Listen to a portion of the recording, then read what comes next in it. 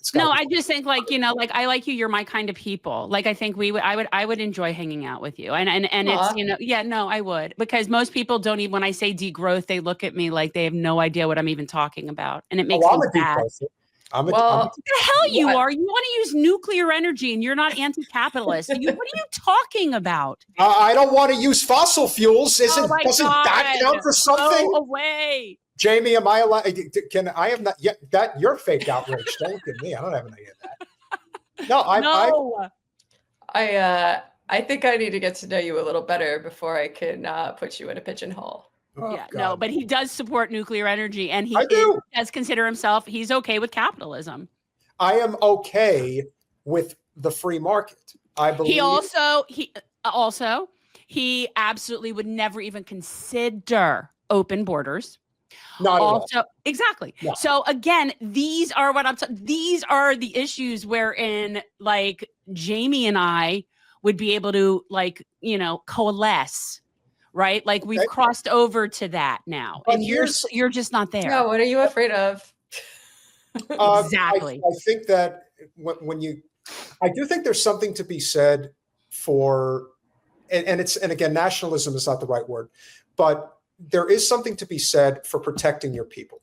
And the problem that we have as a nation, and the reason why having closed borders does not ring true for everyone, is because on the one hand, while I may be have a much harder line when it comes to immigration than you guys would have, I have the exact same policies that you would have when it comes to foreign policy.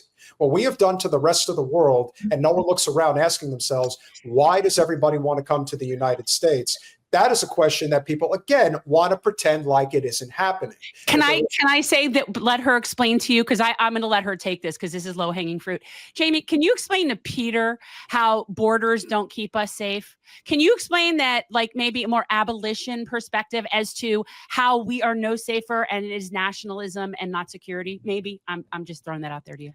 Yeah, I mean, I think you generally need to follow the money with these things. And the same time that particularly the American-Mexico border security was beefed up and militarized was around the signing of NAFTA, because they knew that in order to economically exploit Mexico, they needed to create a harder barrier for Mexican immigrants trying to come into the country.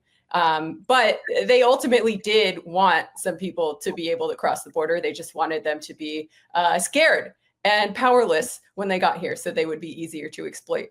So I think it often goes back to financial interests. I mean, we already have open borders for capital and the ruling class. Israelis can come free flowing, man. They're taking over down here. Why don't we keep them out? Hey, did somebody say NAFTA? I heard NAFTA get mentioned. I just wanted to come in and say it was me. No, exactly. What Bill Clinton? Exactly. Yeah, it was him. It's a very good impression. Yeah. But also, I think as climate change worsens and causes a wave of climate change refugees from the hotter parts of the world where people can't live anymore to the slightly cooler environments.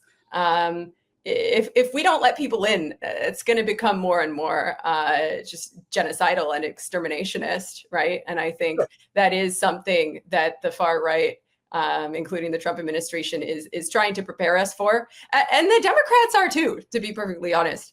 So these are things we need to have in mind. But also, I think the things that you might think of as quote unquote communism or anarchism, I think it's a mistake to think of it as just sort of an ideological political program that people like me are trying to impose on the world. Exactly. Which would continue to exist in the form that it does if it weren't for people like us. No, like the world is collapsing around us. Capitalism is on fire. The world is on fire. We can see that things aren't going to be able to continue the way they are.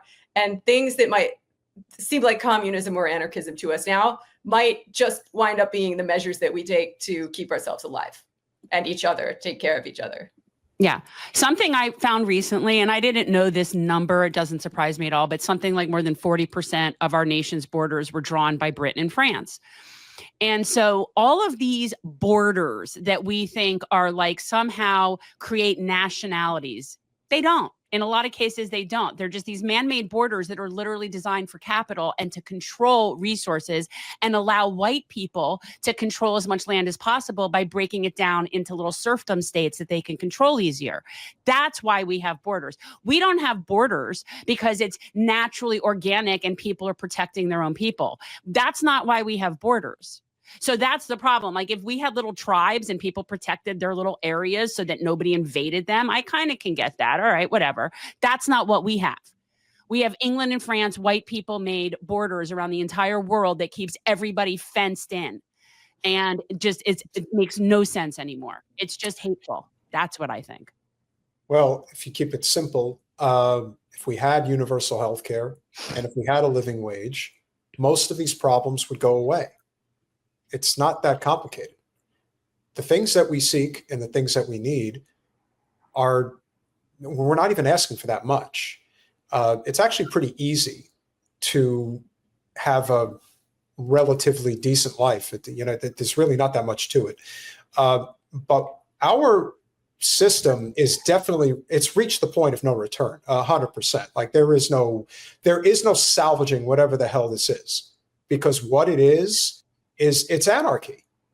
We are there. You can't look at people. No, we would like us to be there. Some of us would prefer us to be there. We're not there. We're in a fascist, authoritarian, basically oligarchy. But yeah. Could you imagine being a millennial or a Gen Zer and staring at this fucking thing all day long, trying to figure out which meme coin they should put their money into now to see if maybe they could hit 777s on the slot machine? Because that's what this is. This is the end of the empire. This is why I look at this stuff and I think I could see the trends. I'm not even in stock trading. I think it's the worst form of capitalism that exists. Wall Street is the hell that we have created for the world in so many ways. And yet there are so many of them that not only want to do this, they want to do it in the worst way possible. At least most of the people, especially during the 80s when this thing really came to be a huge part of our everyday lives, is that people would invest in things that they felt had meaning, whether it was Apple, whether it was IBM, whether it was Zenith, so many different things that I could use as reference points that actually make sense. Japanese electronics companies, Nintendo, Famicom, things like that. Today, what the fuck are you investing in? A coin that doesn't even exist? You can't even touch it. It's not real. You just make it up. Oh yeah, this is worth it. What? What are you proving?